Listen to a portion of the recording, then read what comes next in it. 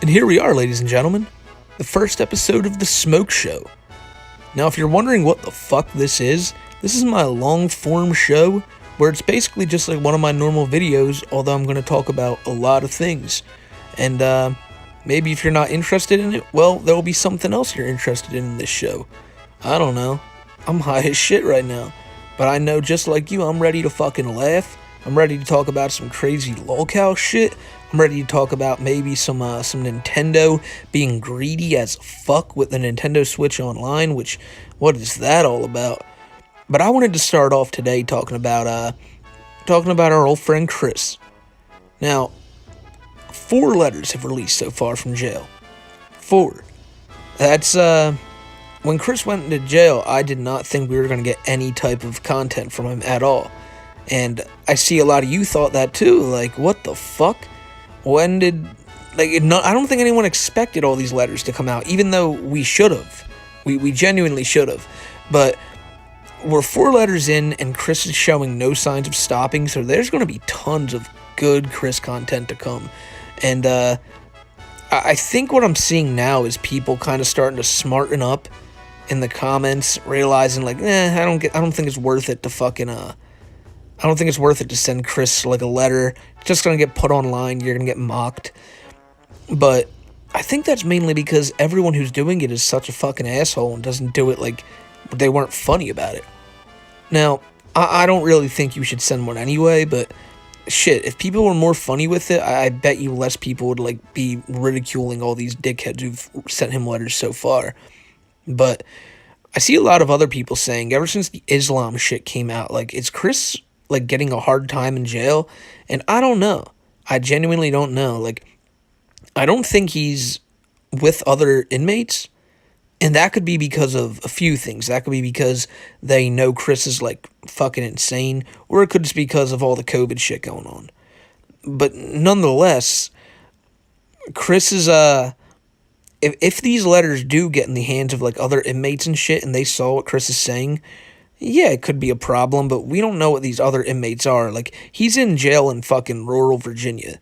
You know, there's probably a lot of dudes in there who just care about, like, America, and that's it. So, I don't know, man. When it comes to Chris, it's like there's so much to talk about and speculate on when it comes to him in jail, but I think I want to save it until, like, in a couple weeks when Chris, maybe the hearing actually happens, and that's going to be a fun time.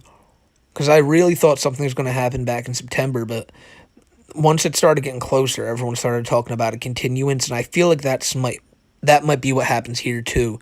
Like, I think as we get closer to this, it's going to be more likely that they just continue it probably to January, and we get even more batshit insane letters from Chris. Because I think, now, I don't know if Chris is under this mindset right now, but he sure as shit was back in September. Chris thought that the hearing date, that was going to be that. Chris was going to get out that day, and that was the end of his punishment. I genuinely have a feeling that Chris just thinks, oh, now November is the end of his punishment. When, no, Chris probably isn't getting the fuck out of there anytime soon. And we're gonna laugh at it the whole time. We're gonna laugh about all this shit going on. Any letter that Chris sends, any dumb shit that we hear about Chris doing, I'll update you on it, and we can laugh about it. But other than that, there's really not much to talk about with old Chris. But you know who there is something to talk about, or is some, I don't know. I'm slurring my words here. I'm really fucking stoned. But I'll tell you what, Isabella Jank. Now, there's been nothing really from her since she took down my video, but I wanted to point you to something else right quick. So if you've looked in the comments section under like any of my videos or Sallow Dawn's videos, you would notice this person, Isabella Linda Johnson, who at the time when she posted this comment 3 weeks ago was named Isabella Linda Jank. And that's why they were saying, I hate that someone with my name has done this shit. She not just ruining my name, but other girls who share her full name. Now, this person actually started with this whole shit, but then morphed into getting mad at the Kiwi Farms and Nolan shit. And it just became a whole really annoying thing where this person would constantly comment on my videos trying to spout shit about the fucking Kiwi Farms, freaking out about it. And Sallow Dawn actually just figured out that while a lot of people suspected this to be Bella herself, this was actually another person who I had absolutely no idea about. But it's someone named Gutsy Sonichu, an overweight fan of Chris, or I don't know what they are, but they're trying to get attention, and it's just it's fucking weird. Like, why would you role play as Isabella Jank to get attention, or somebody posing as Isabella Jank who then became a sympathizer for Isabella Jank? It's fucking weird. Now, the reason I bring this up is because a lot of people thought this was Bella herself, and I'm not gonna lie, including me. It was just like really like weird shit where I was like, oh god, like this seems like it's fucking her. But Sallow had this awesome video he put out, and I'm gonna link it in the description. Go check that shit out, because all these fucking weird Isabella Jank accounts that keep popping up, they're all like they're all fucking people just trying to get. I don't get it. Are they trying to get clout and trying to like? I genuinely don't know. I genuinely don't know what to think about this. It's just, why would you want to be Isabella Jank? Like, why would you want people to think you're Isabella Jank? Like, there's nothing good that can come of this for you. I don't know. Other than that, there's really been nothing about Bella. Although on the Kiwi Farms, I did read something. I did read something that Bella is still like active in Discord or wherever the fuck she's at. So she's not off the internet. But she's probably just smart enough not to fucking pop her head out anywhere. And good on you, Bella. I'd stay far the fuck away from this shit, because the second you pop your head back out, I'm updating everyone about it. I feel like I'm obliged to update you guys with any Bella updates I can, considering the whole Bella situation is what brought my channel like from 80 subs to like 2,000. So whenever anything comes out about her, I promise y'all I got y'all updated on that. Another thing I wanted to talk about, though, is Low Tier God dropped a video the other day. Now, I'm not a big fan of Dale, but I'll just say this. He dropped a video reacting to an X-Bottle video talking about why we hate Wings of Redemption. Now, I've seen this video before. It's just all of Wings' absolute worst moments compiled into like 13 minutes. And if you didn't know, about like a couple weeks ago, Low Tier God and Wings of Redemption did an interview together, and it was really fucking boring. Neither of them really have the personality to take an interview like that and make it entertaining, unless they're like ripping into each other, which they weren't. However, there was no bad blood between them. It seemed like they actually hit it off pretty well, and they got along nicely. But someone sent Low Tier God this video, and I guess Low Tier God didn't know that fucking Wings had said all this pedophilia shit. Wings had talked about killing cats. Wings had talked about just all this type of terrible shit. And you really can see like Low Tier God go, oh fuck. Like, even for someone as shitty as him, he was like, god damn it. Like, man, what the fuck did I get myself into with this Wing shit? You know, people were asking too, do another interview now, and he was saying, oh no, I can't. Now that'd be an interesting fucking interview to actually ask Wings about all this bullshit from the past. You know, at the end of the day, though, it's kind of like fuck both of them, though. Wings has done some terrible shit. Low Tier God's done some terrible shit. That man was doxing people on his stream, like, not too long ago.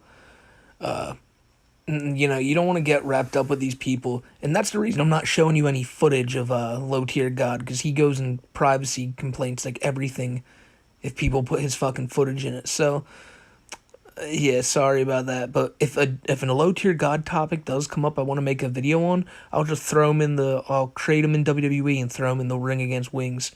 Maybe have an LTG Chris Chan fight. That'd be pretty nice. But the reason I wanted to bring this up is, like, it's just such a shame. I wish someone had shown this to him beforehand, because that interview would have been a lot more fucking hot if them two, if he knew this shit, he would have been calling out Wings for all this shit. And we would have gotten these two fucking going back and forth. Oh, it would have been beautiful. Would have been fucking beautiful. But Dale learned a little too late. And we didn't get that. We probably won't. But we can only hope that we will. So, that's really all the lolcow shit I have to talk about. Oh, never mind. Hold up. One other thing. So, this is pretty obscure. Not necessarily obscure now. It's always on the front page of the Kiwi Farms, and I know Dankula did a video about this. Someone asked me a couple days ago about a guy named Dragonlord, or I guess the Germans would call him Drachenlord. And this dude is like the German Christian. And the problem is, there's not a lot of English speaking content on him. There's a couple videos from Count Dankula, which I've been told are pretty dated, but you get a good idea of what this guy is from watching these videos. And let me tell you something, this is my first exposure to him, and it was fucking hilarious. People go to this guy's house, they throw shit at his house and all. I'm not gonna condone that, but at the same time, like, you know how the Christorians are who document Chris. I don't know who the people who document Drachenlord are, but they have something called the pilgrimage, where once in their lives they have to go to his little village in Germany and just go fuck with him. And this apparently happens like hundreds of times every month or so. It's just a fucking mess. And the dude's a fucking lunatic. And it turns out that he's going to jail for assaulting someone near his house, or apparently also some CP shit, but that might not be confirmed. I can't tell because there's nothing in English about it. So I want to learn more about this cat, and I want to make some English speaking content on him because I think he'd be a really interesting topic to talk about. Because I mean, shit, he could be going to jail right now, and that would really make him the fucking German Christian, because that'd be poetic. But other than that, yeah, that's the only locale updates I have for you. One thing I really wanted to talk about is this Nintendo Switch Online, and fucking $50 to play just a few N64 games and some Genesis games. Now, first off, I own the Genesis Classics collection. All those games and more are in that bitch, except for maybe Echo the Dolphin. And I really could give less of a fuck about Echo the Dolphin. I know people love that game, but I'm not really a 2D game guy anyway, so those Genesis games do nothing for me other than maybe like Phantasy Star, the first couple ones. They're pretty cool. But let me tell you something. Those N64 games they added, it shouldn't upset me as much as it does. It really shouldn't upset me as much as it does. But I fucking despise the fact that Nintendo is sitting on all these games that I have to emulate, which I gladly do. Like, let me tell you something. I'm sitting here, literally sitting on my bed recording this, looking up at my TV, and it's just this big list of GameCube games. And I'm going to go down this fucking list right now. Just all the games I could play if I wanted to. Just the ones that are on my screen at the moment. Wind Waker, Twilight Princess, Zelda Collector's Edition with Ocarina, Majora's Mask, and the first two Zeldas, Lord of the Rings The Third Age Part 1 and 2, Simpsons Road Rage, Tony Hawk's Pro Skater 3 and 4, Ultimate Spider-Man, Vex, Wario World, WrestleMania 19, Day of Reckoning 2, X-Men 3, and X-Men Legends. That's only like fucking 10 of the 50 games I have on this bitch. And I would recommend everyone do this because the way Nintendo is drip feeding these Nintendo 64 games out, you're going to be in a fucking wheelchair by the time you get GameCube games. What annoys me so much about this, and I get that a lot of people will say, oh, don't be a Nintendo shill, but sadly I have to be, because I will genuinely buy anything with the fucking Pokemon branding on it. I love Pokemon.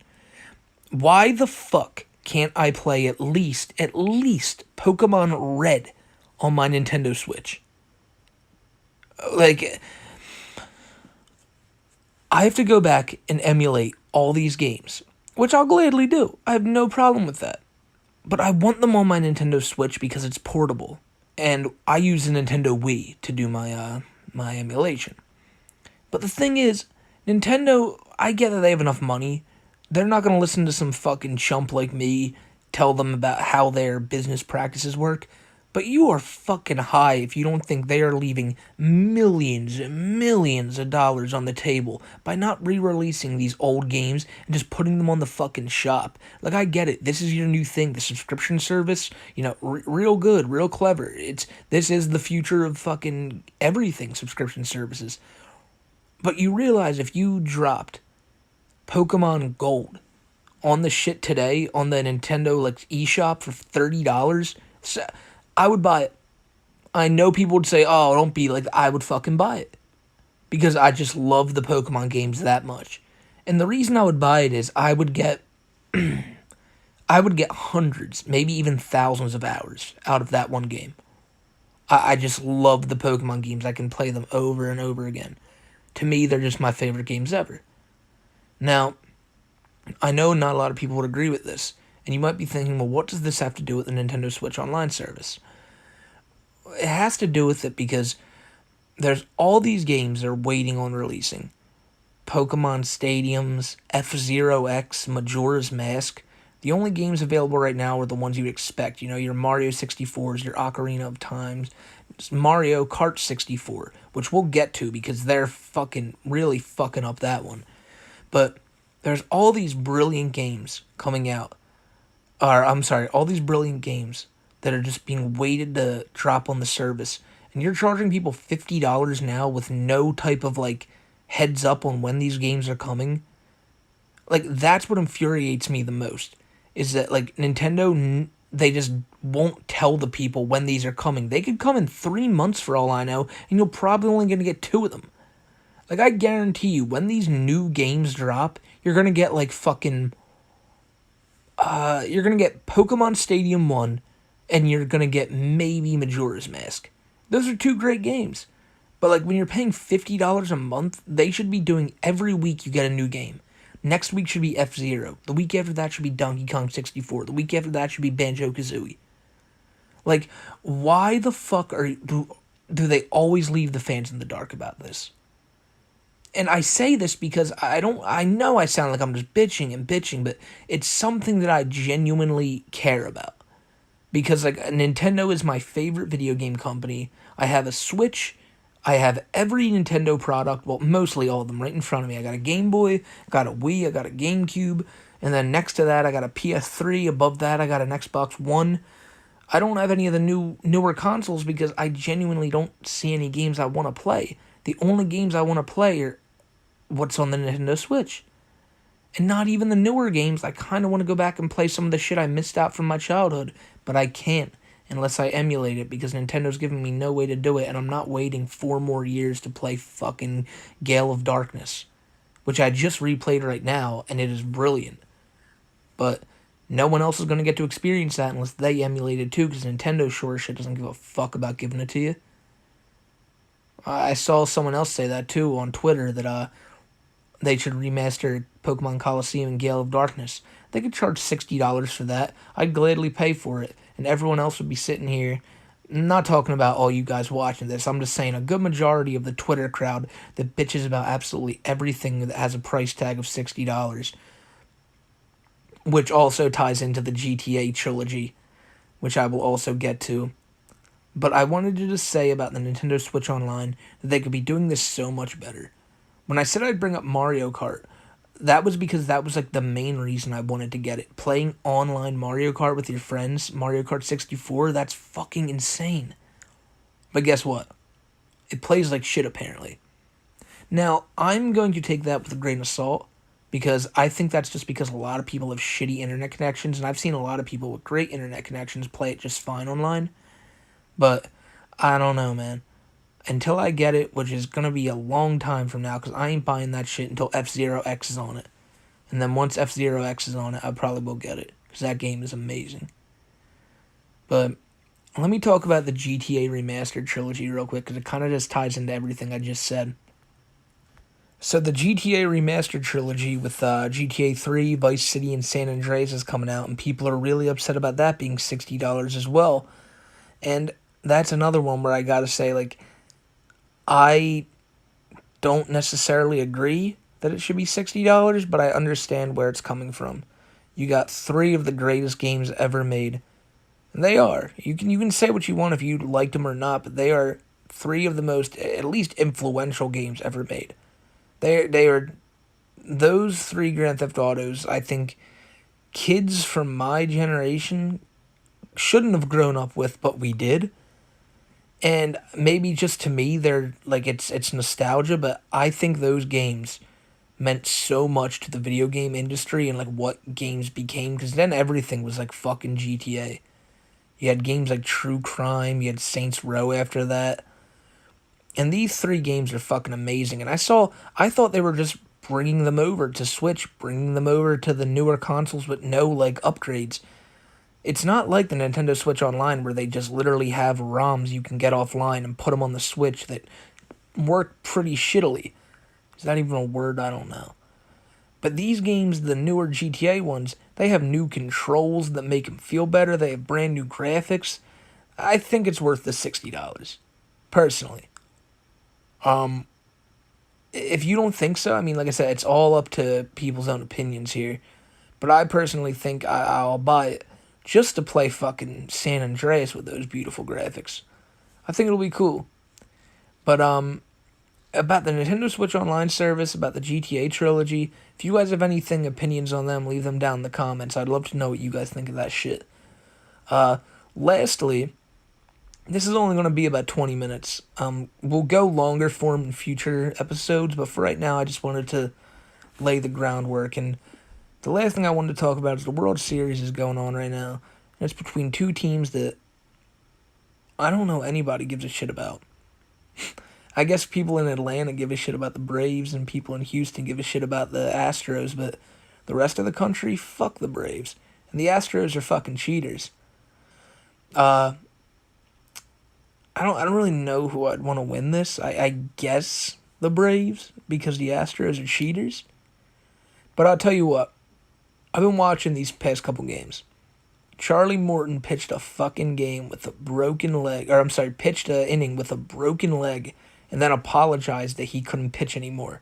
That's fucking ballsy. Not just saying that, just that performance. You gotta commend him on that. But it's really hard to predict who will win this just because these are two teams that I don't think anyone necessarily had as their picks to go all the way here. For me, I had the Dodgers and the White Sox. But I can see where the White Sox just completely crumbled, and after that, my fucking prediction went right out the window. And the Dodgers, well, they brought everything among themselves because they have the most talent I've ever seen on a fucking baseball team, and they pissed it all away. Baseball is a weird beast because it's clearly out of the four major sports, it's number 3 behind basketball and fucking football, which is number 1. And nobody watches hockey much anymore. I like hockey, I really do. But I see that some nights it's not even doing as well as AEW. Fucking wrestling. Like, come on now. If you can't tell me hockey's in trouble, you're wrong. I mean, they'll always find a place to get on TV. Hockey's not going to die or nothing. But, just Jesus, some of the ratings for the most recent hockey games I've seen, ratings aren't everything, but dear God. But back to the World Series. I do think the Astros will end up winning the World Series. And good for them just on the sense that they'll be able to say, hey, we finally did one legitimately. But at the same time, they're always going to be cheaters to most people. So you can't really say that, like, I don't know. The Astros, ever since 2017, have a really weird aura around them. In the sense that I don't think anybody wants to see them do good. So I guess go Braves, but I don't know, man. At the end of the day, it doesn't really matter to me, because neither of them are my team. But with all that being said, thank you guys for tuning into the first episode of the Smoke Show. If it wasn't too good, well, it's just because I'm sitting on my fucking bed, smoking pot, talking, whatever really comes to my mind. And, man, I just hope you all have a good day. Be safe. And roll one up for me. And, yeah, that's it. Be safe. Thanks for all your support, guys.